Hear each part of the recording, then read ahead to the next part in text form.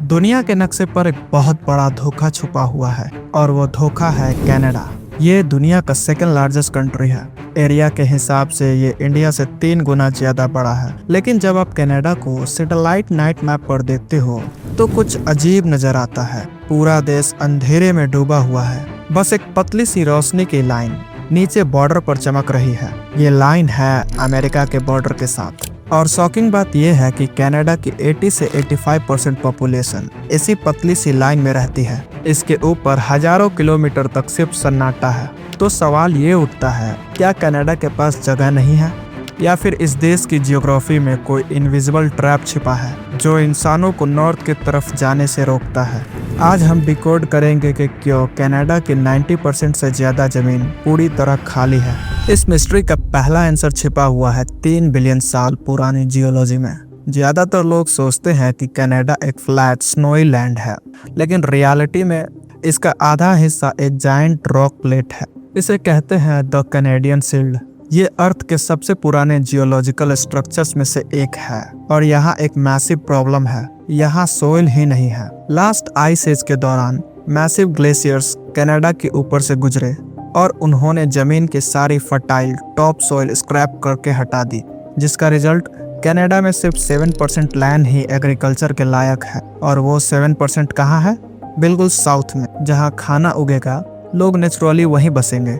लेकिन कनाडा का असली विलन है परमाफ्रॉस्ट। परमाफ्रॉस्ट एक ऐसी जमीन होती है जो हजारों सालों से परमानेंटली फ्रोजन होती है, और जब आप फ्रोजन लैंड पर बिल्डिंग बनाते हो तो प्रॉब्लम शुरू होती है। चलिए मैप से बाहर निकलकर ग्राउंड रियलिटी देखते हैं। इमेजिन करिए आप कनाडा के नॉर्दर्न सिटी इकालुइट में रहते हैं। सुबह उठते हो और देखते हो कि घर की वॉल्स क्रैक हो रही है, फाउंडेशन धंस रही है, क्योंकि ग्लोबल वार्मिंग की वजह से परमाफ्रॉस्ट मेल्ट हो रहा है। और जब ग्राउंड मेल्ट करता है तो पूरा इंफ्रास्ट्रक्चर हिलने लगता है। लेकिन सर्वाइवल की प्रॉब्लम सिर्फ बिल्डिंग्स तक लिमिटेड नहीं है।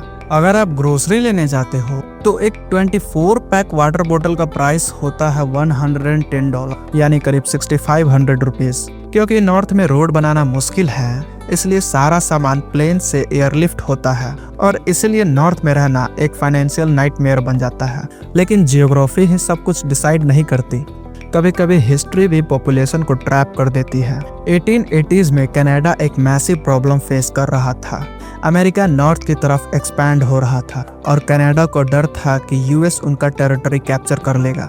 इसलिए उन्होंने एक बोल्ड डिसीजन लिया, उन्होंने बनाई कैनेडियन पब्लिक रेलवे।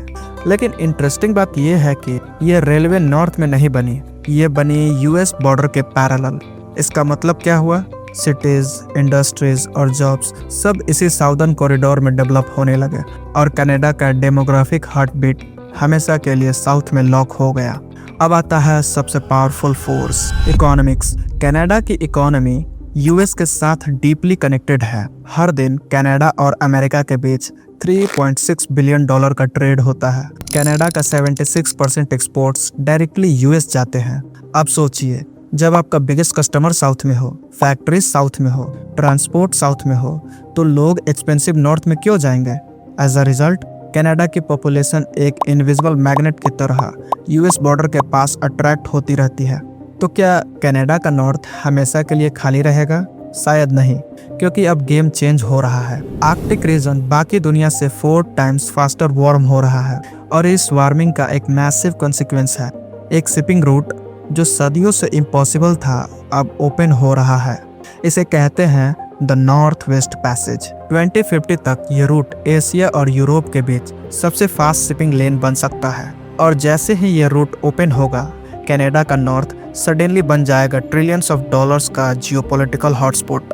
रसिया ऑलरेडी आर्कटिक में एक्सपैंड कर रहा है, चाइना भी इंटरेस्ट दिखा रहा है और कनाडा भी $multi-billion military radars, stealth drones और आइस ब्रेकर्स डिप्लॉय कर रहा है। मतलब जो जगह आज खाली लग रही है वो कल ग्लोबल पावर स्ट्रगल का सेंटर बन सकता है। कनाडा हमें एक पावरफुल लेसन देता है, कंट्रीज को सिर्फ पॉलिटिक्स या इकोनॉमी शेप नहीं करती, कभी कभी जियोग्राफी ही डेस्टिनी बन जाती है। और इसी जियोग्राफी ने कनाडा के 41 मिलियन पॉपुलेशन को एक पतली सी इनविजिबल लाइन में ट्रैप कर दिया है। लेकिन ये माइंड बेंडिंग जियोग्राफी सिर्फ कनाडा तक लिमिटेड नहीं है। दुनिया के दूसरे कोने में एक और कंट्री है जहां नेचर ने पॉपुलेशन को एक स्ट्रिक्ट बॉर्डर के अंदर लॉक कर दिया है। वो कंट्री है न्यूजीलैंड। अगर आपने मेरी न्यूजीलैंड वाली वीडियो को अभी तक नहीं देखी तो स्क्रीन पर आ रहे वीडियो पर क्लिक करें।